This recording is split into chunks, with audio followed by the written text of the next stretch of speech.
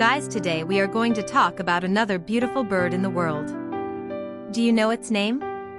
Its name is northern cardinal, Cardinalis cardinalis. Northern cardinalis, commonly known as the common cardinal, red cardinal, or simply cardinal, is a bird in the genus Cardinalis.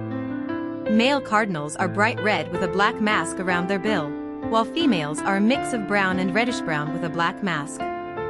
It can be found in southeastern Canada, through the eastern United States from Maine to Minnesota to Texas, New Mexico, southern Arizona, southern California, and south through Mexico, Belize, and Guatemala.